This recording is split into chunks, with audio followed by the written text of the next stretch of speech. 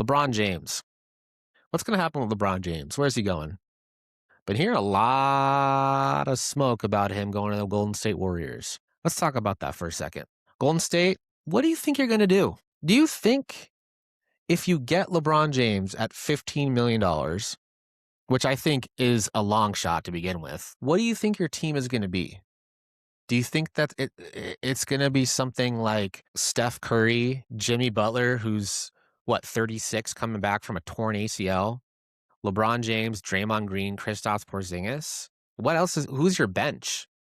What is your bench? We've seen in the NBA, top star-heavy teams do not work, a la Brooklyn Nets with Kyrie Irving, Kevin Durant, and James Harden. The thing about this is that's a very old team.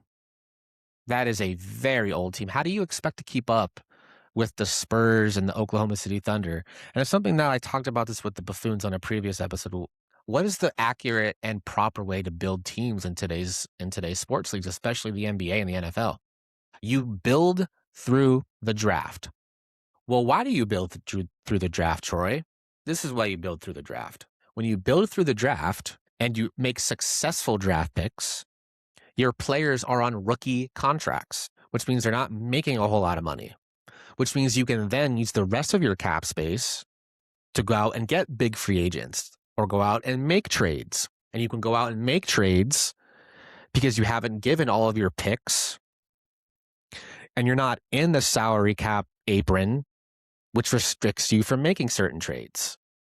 Look at the Spurs. Sure, they got extremely lucky 3 years in a row, or 3 out of 4 years, whatever you call it. But they were able to go out and get a guy like De'Aaron Fox.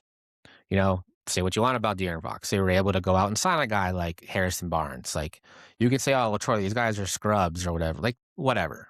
But my point is that, exactly. And like the Thunder, right? Like the Thunder, they had a bunch of guys on rookie contracts until last summer when they re-signed all of their guys like Chet Holmgren, Jalen Williams, and Shai Gilgeous-Alexander. But look at that team. Jalen Williams, draft pick. Chet Holmgren, draft pick. Jalen Williams, their backup center, draft pick. Lou Dort, believe he was undrafted. Cason Wallace, draft pick, right? See where I'm getting at? One of the only guys that they really traded for and didn't draft was Alex Caruso. And how important has Alex Caruso been for them? He's been vital for their championship last year.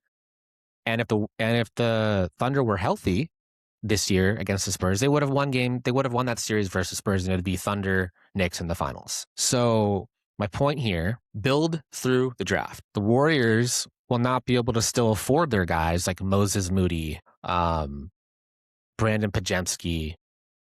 I mean, they're going to have to do something with some of this depth in order to sign LeBron, unless, they figure something out. Like, I know they have their bird rights, so they don't have to dip into the cap exactly to sign these guys.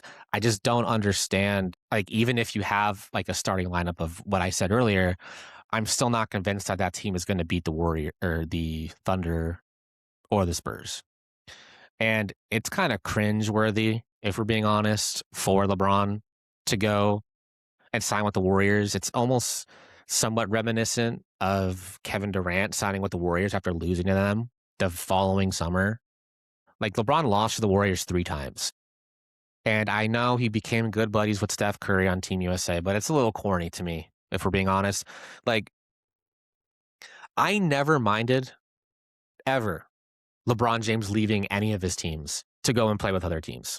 It's the same thing as a normal human being like you and I, who is ever listening to this podcast, that works at one company, is not satisfied with the direction of the company, and leaves and goes and finds a better job for themselves, for their family, a better situation, whatever. Now you can say, well, Troy, people don't do that. You can't do that if you're LeBron James and you're calling yourself the GOAT. You're self-proclaiming yourself the GOAT. Sure, I agree with that. Can't be calling yourself these names and being narcissistic about who you are while also changing teams and, quote, what people would say, taking the easy way out, right? So those are 3 things you can't do. So take this with a grain of salt. But I never cared about him leaving teams. to get to the next situation. I never did.